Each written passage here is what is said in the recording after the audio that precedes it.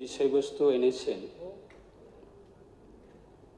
Illegal ইমাইগ্রেন্ট issue, সেটা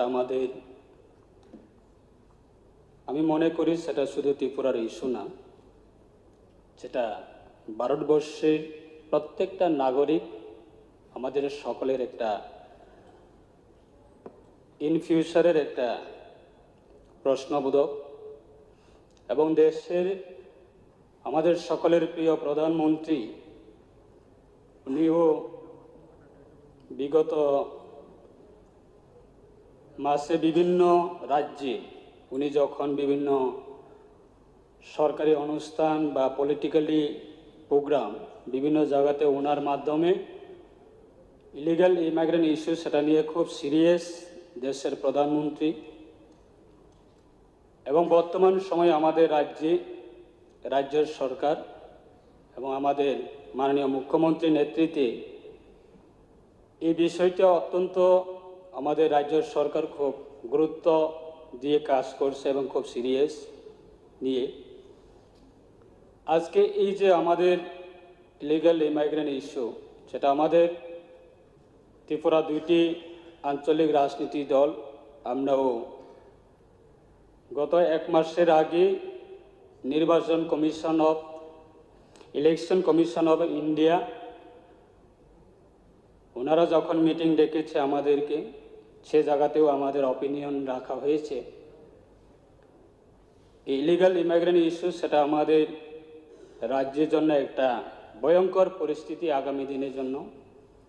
শুধু বিভিন্ন আমাদের সদস্যরা আজকে এই আলোচনাতে অংশগ্রহণ করেছেন, বিভিন্ন অপিনিয়ন রেখেছেন।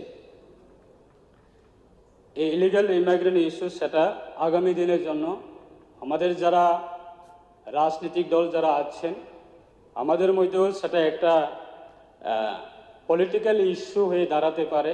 এবং বর্তমান পরিস্থিতিতে সেটা আমরা দেখছি যে আগামী দিনে আমাদের যারা এভরি পলিটিক্যাল পার্টি যারা নেতৃত্বরা আছেন আগামী দিনের জন্য সেটা রাজনীতিক বিভিন্নভাবে মানুষের কাজ করার ক্ষেত্রে সেটা একটা ইস্যু হয়ে দাঁড়াচ্ছে।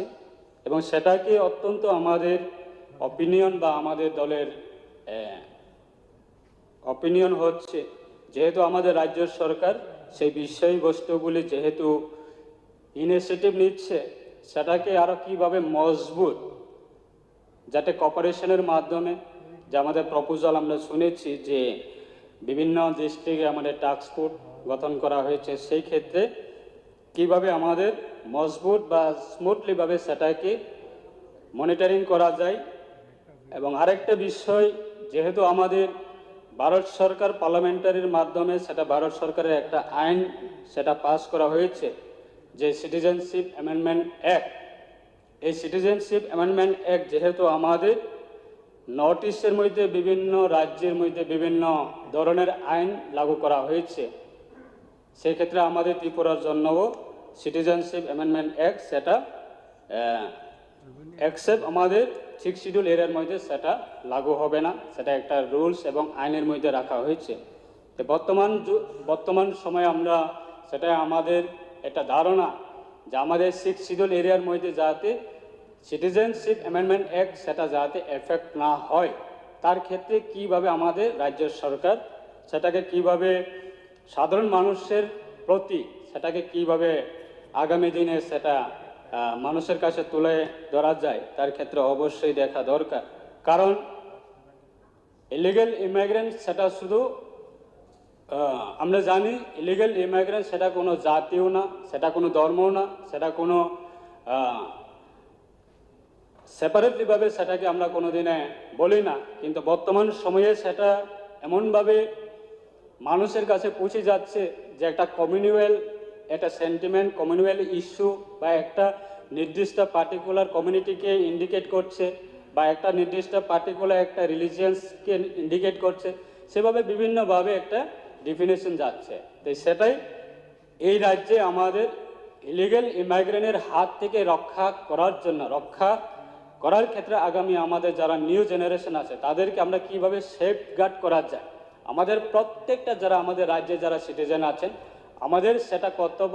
এবং আমাদের যারা পাবলিক রিপ্রেজেন্টেটিভ যারা আছেন আমাদের সেটা কর্তব্য, এবং যারা বিভিন্নভাবে আমাদের যারা অফিসিয়াল থেকে শুরু করে, পলিটিক্যাল থেকে শুরু করে বা সোশ্যাল মিডিয়া থেকে শুরু করে সবাই আমাদের কর্তব্য যে আমাদের এই ত্রিপুরা কিভাবে আমরা ইলিগেল ইমাইগ্রেন্টের হাত থেকে কিভাবে আমরা সেফটি করা যায় আগামী যে নিউ জেনারেশন, তার ক্ষেত্রে আমরা অবশ্যই এভরি সেকশন থেকে আমরা সবাই কোঅপারেশন করে যদি এই ইলিগেল ইমাইগ্রেন্টের এগেনস্টে যদি আমরা সিরিয়াসলিভাবে যদি আমরা ইনিশিয়েটিভ নেই, তাহলে অবশ্যই আমাদের ইন ফিউচার ত্রিপুরা সিটিজেনদের জন্য এটা সেফগার্ড থাকবে। পলিটিক্যালের ক্ষেত্রে হোক, ধর্মের ক্ষেত্রে হোক, কমিউনিটির ক্ষেত্রে হোক বা রিলিজিয়নের ক্ষেত্রে হোক, তাই সেটাকেই আমরা আগামী দিনে যাতে এনশিওর করা যায় সিটিজেন্স অফ আমাদের স্টেটে বা আমাদের ভারতবর্ষের প্রত্যেকটা নাগরিকদের আমাদের এনশিওর থাকতে হবে, এনশিওর করতে হবে, এবং আমাদের স্টেটের যারা সিটিজেন আছেন আমরা সবাই এনশিওর থাকতে হবে। কারণ ইলিগেল ইমিগ্রেন্ট ইস্যু সেটা অত্যন্ত এটা ভয়ঙ্কর। আপনার জমিনও কেড়ে নিতে পারে, আপনার পলিটিক্যাল রাইটও কেড়ে নিতে পারে, আপনার সরকারি সুযোগ সুবিধা থেকে সমস্ত জিনিস থেকে আপনার হাত থেকে কেড়ে নিতে পারে। তার ক্ষেত্রে আমাদের নিউ জেনারেশন যারা আছে তারা আগামী দিনে তাদের কি সেফগার্ড থাকবে, সেটা আমাদের সবারই এটা রেসপন্সিবিলিটি আছে। সেটা শুধু পার্টিকুলার একটা কমিউনিটি না, হোল আমাদের যারা সিটিজেন আমরা সবাই আমাদের রেসপন্সিবিলিটি বলে আমরা মনে করি। তার জন্য আজকে এই পবিত্র হাউজের মধ্যে আমাদের অপিনিয়ন সেটাই আমাদের রাজ্য সরকারের কাছে আগামী দিনে আমাদের এই ইলিগাল ইমিগ্রেন্ট সেটাকে কিভাবে বন্ধ করা যায়। এবং আমাদের রাজ্যের মাননীয় মুখ্যমন্ত্রী উনি স্পষ্টভাবে বলেছে যে বাংলাদেশ থেকে যারা আসছে বা বাংলাদেশে যারা আছেন এখন, তারাও একটা পরিস্থিতিতে এমন জায়গাতে তারাও একটা রিয়েলাইজ করার একটা সময় এসেছে যে ত্রিপুরার মধ্যে একটা সেফগার্ড নেই। সেরকম পরিস্থিতি যদি বিগত সময়ে করতো, আজকে এই প্রশ্নগুলি, এই ডিসকাশনগুলি এই পবিত্র হাউসে আজকে এই ইস্যুগুলি আজকে ডিসকাশন হতো না। তাই আমাদের সেটা দুর্ভাগ্য যারা রাজনীতি করেন শুধু ভোট ব্যাংক, ভোট পাওয়ার জন্য এবং শুধু বিধায়ক যে কোনো নির্বাচনে শুধু নির্বাচিত হওয়ার জন্য সেই মানসিকতা নিয়ে বিগত সময়ে কাজ করেছে, সেটা আমাদের আজকে সেটা তার প্রতিফলন আমরা আজকে ভুগতে হয়েছি। তাই আমাদের সেটাই